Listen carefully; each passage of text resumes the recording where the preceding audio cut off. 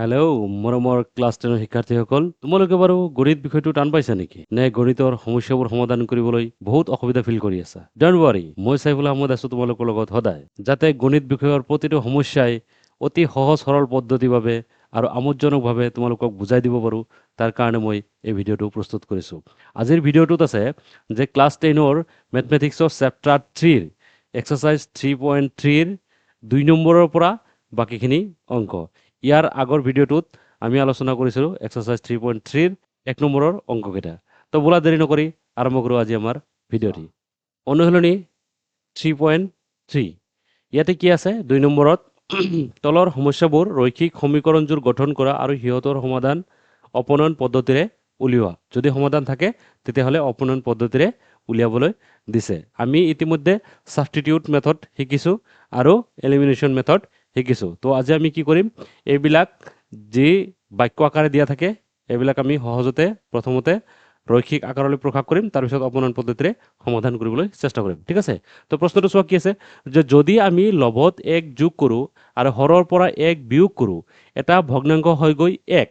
অৰ্থাৎ এটা ভগ্নাংশ আছে আৰু সেই ভগ্নাংশটোৰ লবৰ লগত যদি 1 যোগ কৰা হয় আৰু হৰৰ লগত যদি 1 বিয়োগ কৰা হয়, তেতিয়াহ'লে ভগ্নাংশটো হয় 1। আৰু যদি অকল হৰটো 1 যোগ কৰোঁ তেন্তে ই হৈ গৈ 2/1। ভগ্নাংশটো কি? আমাৰ ভগ্নাংশটো নিৰ্ণয় কৰিব লাগে। তো ঠিক আছে, তে বোলা আমি আৰম্ভ কৰোঁ। আমি প্ৰথমতে কি কৰোঁ, ভগ্নাংশটো নধৰি ভগ্নাংশৰ হৰ আৰু লবটো ধৰি লওঁ। ঠিক আছে? তো আমি কি কৰোঁ, ধৰোঁ লেট হৰ সমান সমান y আৰু লব ইকুৱেল টু x ধৰিলোঁ, হয়নে? যেতিয়া আমি হৰ y ধৰিলোঁ আৰু লব x ধৰিলোঁ, তেতিয়া ভগ্নাংশটো কি হ'ব? এতেকে ভগ্নাংশটো হ'ব কি হ'ব? ভগ্নাংশটো কি হ'ব? x/y হ'ব। নিশ্চয় জানা যে ওপৰত থাকে লব, তলত থাকে হৰ। তো ভগ্নাংশটো কি হ'ল? x/y হ'ল, হয়নে?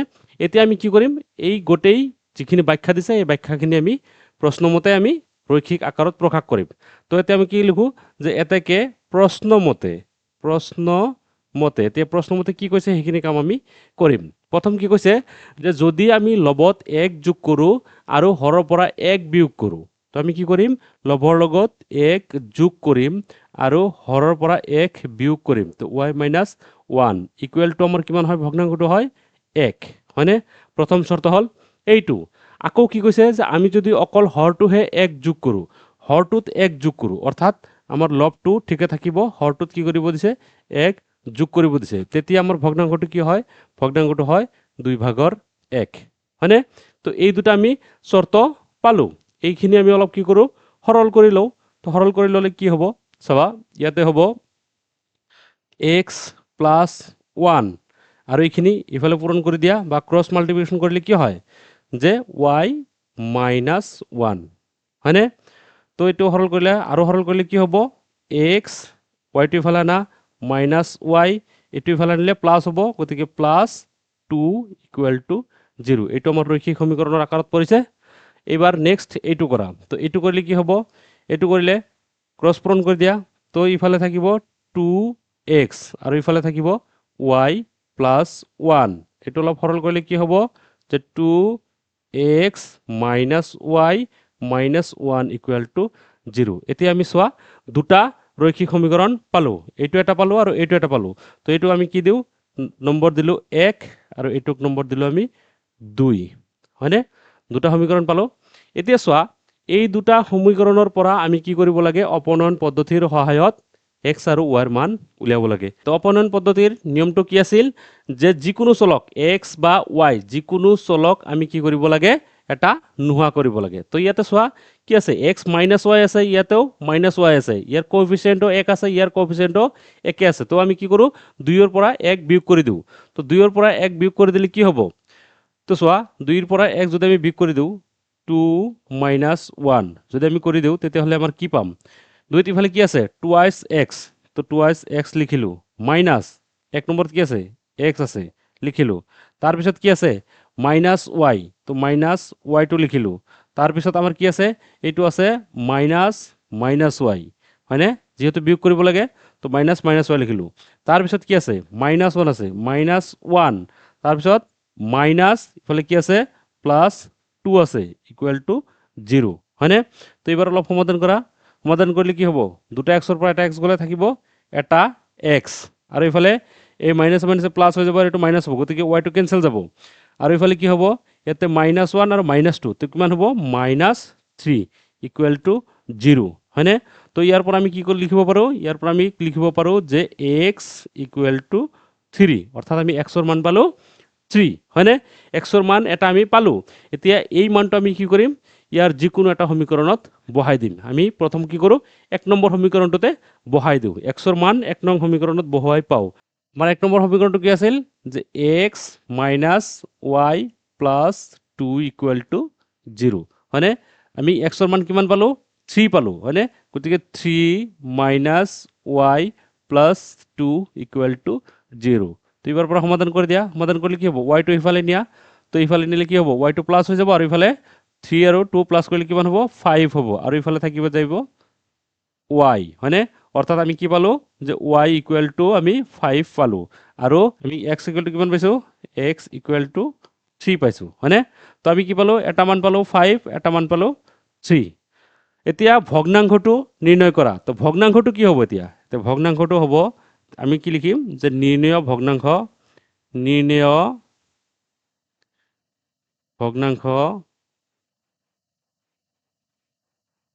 ভগ্নাংশটো হ'ব কি হ'ব ভগ্নাংশটো হ'ব x/y, এক্সটো আছিল লব গতিকে 3 আৰু হৰটো আছিল y কিমান হ'ব 5। আমাৰ এনসাৰটো হ'ব 3/5। ক্লিয়াৰ হৈছে? বুজি পাইছা নিশ্চয়? তো আৰু এটা অংক কৰোঁ চাবা। এতিয়া 2 নম্বৰটো চোৱা কি আছে 2ৰ 2 নম্বৰ 5 বছৰ আগতে নূৰৰ বয়স চুনুৰ 3 গুণ আছিল। 10 বছৰ পিছত নূৰ চুনুৰ 2 গুণ ডাঙৰ হ'ব। নূৰ আৰু চুনুৰ বৰ্তমান বয়স কিমান? মানে তেওঁলোকৰ বৰ্তমান বয়স উলিয়াব দিছে। এনেকুৱা অংক আমি আগতেও কৰি আহিছোঁ। একো নাই, প্ৰথমতে আমি কি কৰোঁ তেওঁলোকৰ বৰ্তমান বয়স ধৰি লওঁ। ধৰা হ'ল নূৰৰ বৰ্তমান বয়স হয়নে? বৰ্তমান বয়স সমান x ধৰিলোঁ আৰু কি কৰোঁ যে চুনুৰ বৰ্তমান বয়স সমান আমি কি ধৰিলোঁ y ধৰিলোঁ। তো আমি কি কৰিছোঁ চোৱা নূৰৰ বৰ্তমান বয়স আমি x ধৰিছোঁ আৰু চুনুৰ বৰ্তমান বয়স y ধৰিছোঁ।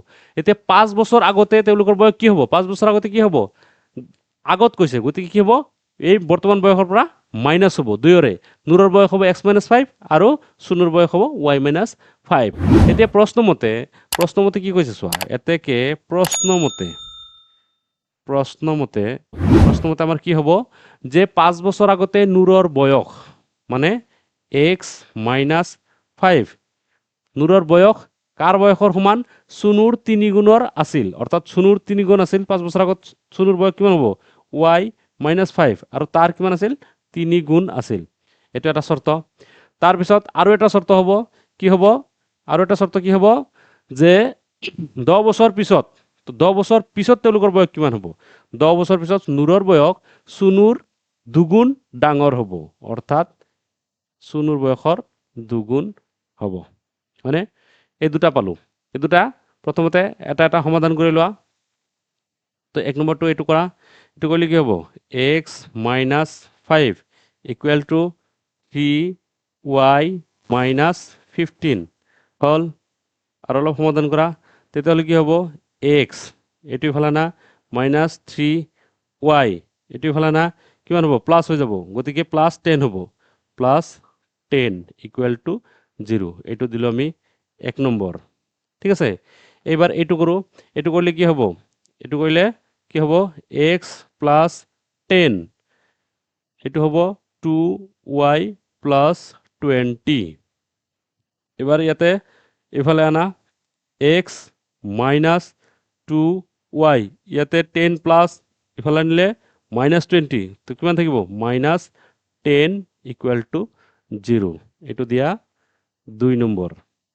এতিয়া চোৱা যে ইয়াতে x যিটো চলক আছে গতিকে আমি কি কৰোঁ পূৰণ কৰিবলগীয়া নাই, অকল কি কৰোঁ যে 2 ৰ পৰা 1 বিয়োগ কৰোঁ বা 1 ৰ পৰা আমি 2টো বিয়োগ কৰি দিওঁ তো প্ৰথম আমি কি কৰোঁ 1ৰ পৰা 2 বিয়োগ কৰি দিওঁ তো 1 - 2 1 - 2 কৰিলে কি হ'ব ইয়াতে x আৰু x তো x - x দুটা কাটা গ'ল ইফালে আছে -3 ইফালে আছে -3 থাকি গ'ল 3y মাইনাস আর ইফালে কি আছে -2y -2y আৰু কি আছে ইয়াতে আছে +10 আৰু ইফালে আছে -10 -10 তো +10 -10 = 0 তো এটা কিমান হ'ব চোৱা এইটো হল মাইনাস মাইনাসে প্লাস আৰু ইফালে হল মাইনাস গতিকে -y হল আৰু ইফালে কি হল +10 আৰু ইফালে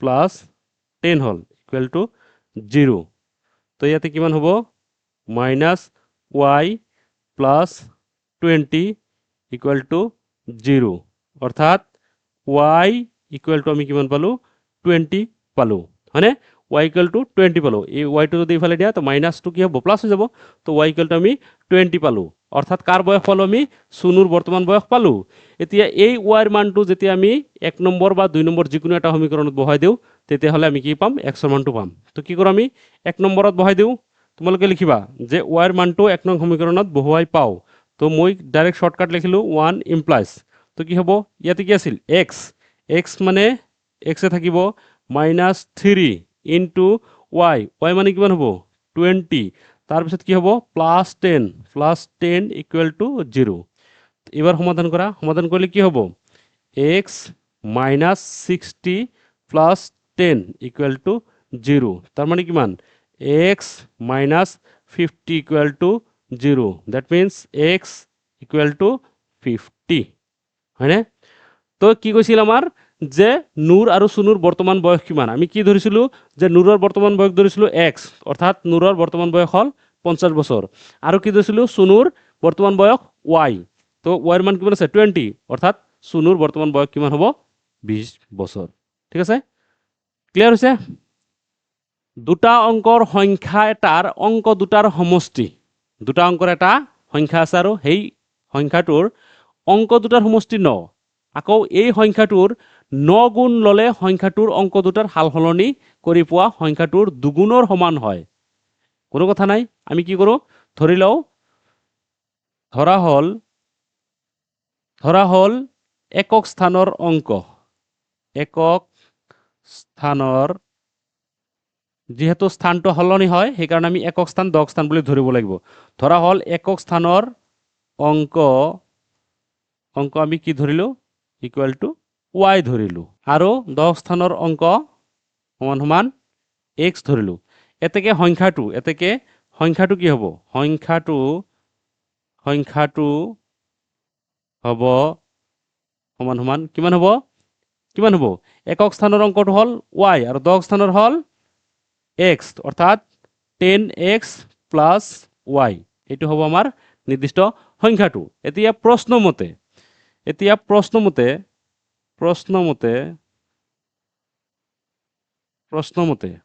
কি হ'ব যে অঙ্ক দুটাৰ সমষ্টি 9 অঙ্ক দুটা আমি কি ধৰিছিলো x আৰু y ধৰিছিলো তো x + y = 9 এইটো হল এটা শৰ্ত আনটো শৰ্ত কি আছে যে আকৌ এই সংখ্যাটোৰ 9 গুণ ললে সংখ্যা যেটো আছিল তাৰ যদি 9 গুণ লোৱা হয় সংখ্যাটোৰ যদি 9 গুণ লোৱা হয় 10x + y 9 গুণ লোৱা হয় হেতু কাৰ সমান হয় সংখ্যাটোৰ অঙ্ক দুটাৰ হাল সলনি কৰি পোৱা সংখ্যাটোৰ দুগুণৰ সমান হয় অৰ্থাৎ 2 গুণ সমান হয় কেতিয়া হ'ব যে সংখ্যাটোৰ অঙ্ক দুটা হাল সলনি কৰি দিও সংখ্যাটো আছিল 10x + y অঙ্ক দুটা আছিল x আৰু y গতিকে এই দুটা হাল সলনি কৰি দিলে কি হ'ব 10y + x হ'ব হয়নে এইটো আমি অলপ সমাধান কৰি লওঁ সমাধান কৰিলে কি হ'ব 90x + 9y = 20y +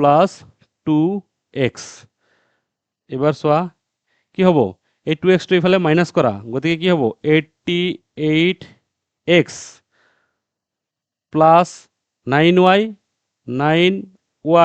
ইফালে আনলে -20y = 0 তো এটি কি হ'ব 88x 88x আৰু এইফালে কি হ'ব যে 20ৰ পৰা 9 গ'লে কিমান হয় -11y = 0 এইবাৰ যদি আমি 11 এৰে হৰণ কৰি দিওঁ তেতিয়াহ'লে কি হ'ব হৰণ কৰি দিলে ইয়াত হ'ব 8x - y = 0 এবাৰ এইটো ধৰা 2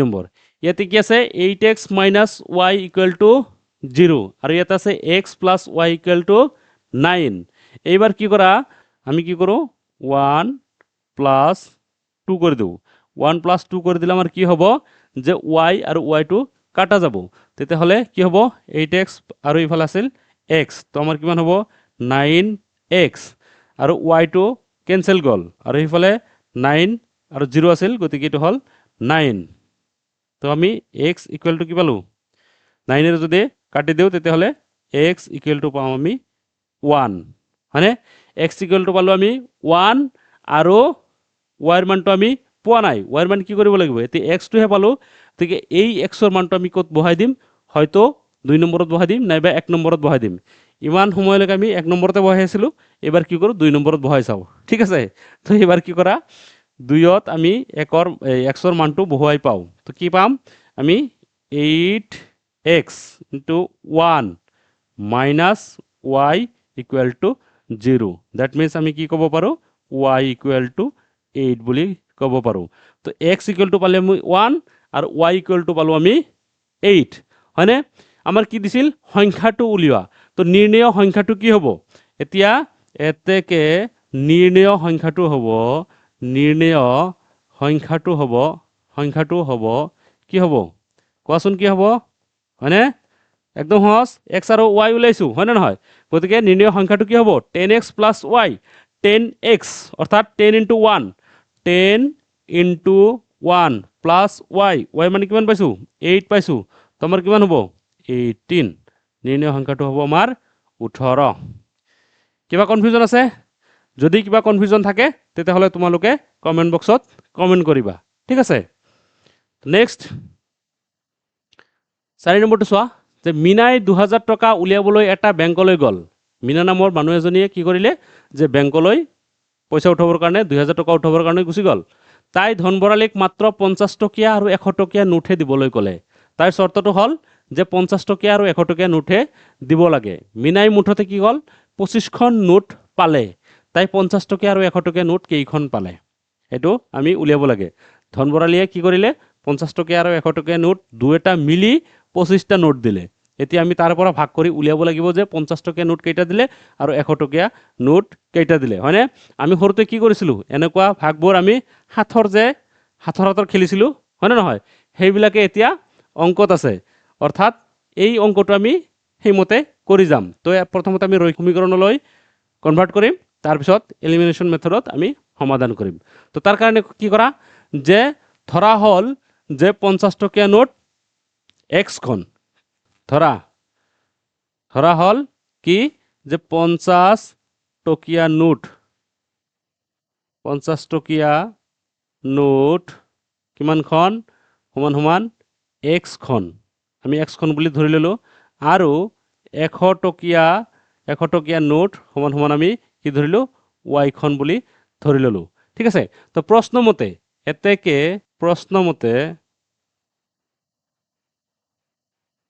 কি হ'ব যে দুয়োখন নোট মিলি হল আমাৰ 25খন তো প্ৰথম শৰ্তটো হল x + y = 25 এটো আমি দিলো 1 নম্বৰ হয়নে প্ৰথম শৰ্ত এটো x + y = 25 অৰ্থাৎ 50 টকীয়া নোট আৰু 100 টকীয়া নোট মিলি 25খন নোট দিছিল তাৰ পিছত কি কৈছে যে এই দুয়োখন নোট মিলি কিমান টকা হেতু হল 2000 টকা তো 50 টকীয়া নোট অৰ্থাৎ 50 * x plus 100 * y তার মানে 100 টকীয়া নোট দুইটা মিলি আমার কিমান 2000 টকা মানে এটো ধৰিলে আমি 2 নম্বৰ ঠিক আছে এতিয়া 2 নম্বৰটোক আমি কি কৰো 2 নম্বৰটোক অলপ সহজ কৰি লও সোয়া 50 100 2000 গোটেইটোত আমাৰ 50 আছে তো 50 এৰে হৰণ কৰিলে আমাৰ কিমান হ'ব x +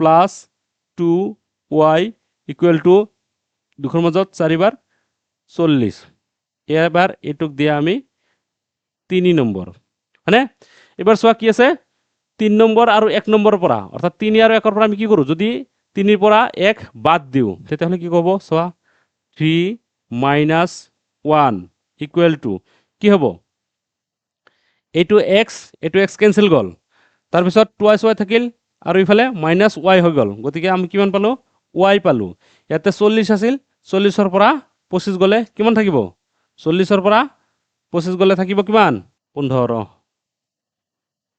হয়নে অৰ্থাৎ y ৰ মান পালো আমি 15 এতিয়া এই y ৰ মানটো আমি যিকোনো এটাত বহাই দিও y ৰ মান 1 নং সমীকৰণত বহুৱাই পাও তো 1 ইমপ্লাইজ তোমালোকে লিখিবা যে y ৰ মান আমি 1 নং সমীকৰণত বহুৱাই পাও কিমান পাম x ৰ মান থাকি যাব প্লাস y ৰ মানটো লিখা 15 ইকুৱেল টু 25 তো ইফালে x ইফালে 25 মাইনাস 15 ইকুৱেল টু কিমান 10 হয়নে তো আমি কি পালো আমি পালো x ইকুৱেল টু 10 আৰু y ইকুৱেল টু 15 অৰ্থাৎ ইয়াৰ পৰা আমি কি ক'ব পাৰো যে 50 টকীয়া নোট আমি কি ধৰিছিলো x বুলি ধৰিছিলো তো 50 টকীয়া নোট 10খন আৰু 100 টকীয়া নোট আমি y ধৰিছিলো গতিকে 100 টকীয়া নোট কিমানখন হ'ব 15খন হ'ব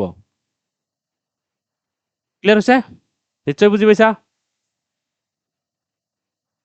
5 নম্বৰটো চোৱা কি আছে কিতাপ ধাৰলৈ দিয়া এটা লাইব্ৰেৰীও প্ৰথম 3 দিনৰ কাৰণে এটা নিৰ্দিষ্ট মাচুল আৰু পিছৰ প্ৰতিটো দিনৰ কাৰণে এটা উপৰঞ্চি মাচুল লয় তাৰমানে কি কৈছে যে কিতাপ লাইব্ৰেৰীৰ পৰা ৰলে 3 দিন যদি ৰাখা হয় তেতিয়াহলে এটা নিৰ্দিষ্ট মাচুল দিব লাগে আৰু যদি 3 দিনতকৈ বেছি ৰাখা হয় তেতিয়াহলে তাৰ কাৰণে এক্সট্ৰা এটা পইচা দিব লাগে আৰু ৰিতাই কি কৰিলে এখন কিতাপ ললে আৰু সেই কিতাপখন 7 দিন ৰাখিলে 7 দিন ৰাখিল মানে কিমান নিৰ্দিষ্ট দিনৰ কাৰণে নিৰ্দিষ্ট 3 দিনৰ কাৰণে এটা মাচুল দিলে আৰু এক্সট্ৰা 4 দিনৰ কাৰণে পইচা দিলে আৰু এই দুয়োটা মিলাই কিমান হল 27 টকা হল ঠিক একেদৰে সচিয়ে 5 দিন ৰাখিলে তো তাৰ কাৰণে কিমান দিলে 21 টকা দিলে এতিয়া নিৰ্দিষ্ট মাচুল কিমান হ'ব আৰু সেই অতিৰিক্ত পইচাখিনি কিমান হ'ব সেইখিনি আমি নিৰ্ণয় কৰিব লাগে তো ধৰা হল আমি কি ধৰিলো প্ৰথম যে নিৰ্দিষ্ট দিনৰ মাচুল সমান x টকা বুলি ধৰি লওঁ আমি কি কৰো ধৰা হল নিৰ্দিষ্ট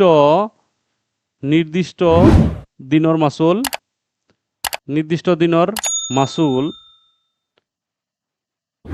মাচুল সমান x টকা হয়নে নিৰ্দিষ্ট দিনৰ বাবে মাচুল x টকা আৰু অতিৰিক্ত দিনৰ মাচুল সমান y টকা বুলি আমি ধৰি ললো হয়নে তো 7 দিনৰ কাৰণে যেতিয়া লব তাৰ মানে ৰিতাই যেতিয়া লব ৰিতাৰ ক্ষেত্ৰত কি হ'ব যে ৰিতাৰ ক্ষেত্ৰত কি হ'ব এতেকে প্ৰশ্নমতে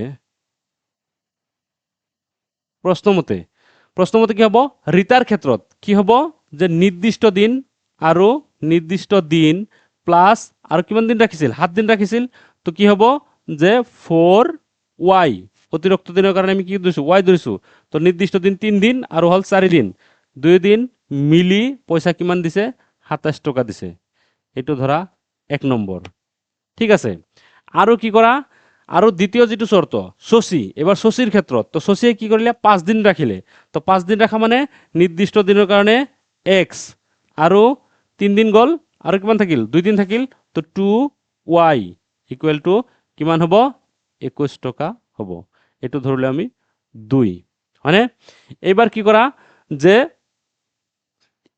যিকোনো এটাৰ পৰা এটা বিয়োগ কৰি দিয়া হৈ যাব তো আমি কি কৰো 1 - 2 কৰো 1 - 2 যদি কৰো তেতিয়াহলে কি হ'ব 1 - 2 কৰা কইলে কি হ'ব এটো ক্যান্সেল এটো হৈ গল মাইনাস গতিকে 4y ৰ পৰা 2y গলে কিমান থাকিব 2y থাকিব আৰু ইফালে কি থাকিব যে 27 ৰ পৰা 21 গলে কিমান থাকে 6 থাকে 6 হল তো আমি ইয়াৰ পৰা কি পাবো y ইকুৱেল টু আমি কিমান পালো 3 পালো এতিয়া এই y ৰ মানটো যিকোনো এটা সমীকৰণত বহাই দিয়া আমি 1 নম্বৰ সমীকৰণটো বহাই দিও তো তোমালোকে লিখিবা y ৰ মান 1 নং সমীকৰণত বহাই পাও তো 1 ইমপ্লাইজ আমি কি পাম যে x plus 4 into 3 equal to 27 তো x ৰ মান কিমান পাম x প্লাস 12 equal to 27 তো আমি কিমান পাম x এই 12 টো ইফালে গলে কিমান হ'ব 27 minus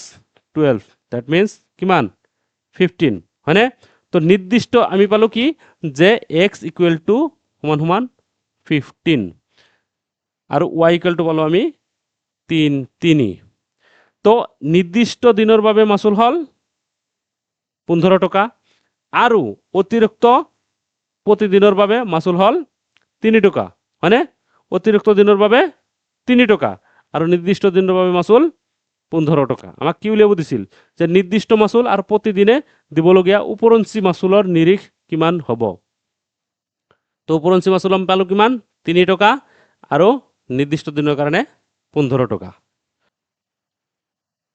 মৰমৰ ছাত্ৰ ছাত্ৰীসকল আজিৰ ক্লাছটো ইয়াতে সমাপ্ত কৰিছো যদি ক্লাছটো ভাল লাগে তেতিয়াহ'লে তোমালোকৰ বন্ধুবৰ্গৰ সৈতে শ্বেয়াৰ কৰিবা আৰু লাইক কৰিবা লগতে যদি কিবা ডাউট থাকে কমেন্ট কৰিবলৈ নাপাহৰিবা আৰু ভিডিঅ'ৰ ডেছক্ৰিপশ্যনত হোৱাটছএপ চেনেলৰ লিংক দিয়া থাকিব তাতে তোমালোকে জইন হৈ ল'বা তাৰে এক মূৰৰ পৰা আমাৰ ক্লাছ 10ৰ মেথমেটিক্সৰ গোটেই চেপ্টাৰ কেইটা এক মূৰৰ পৰা ভিডিঅ' কৰি থোৱা আছে সেই লিংকবোৰ তোমালোকে পাই যাবা আজিলৈ ইয়াতে এৰিছো ধন্যবাদ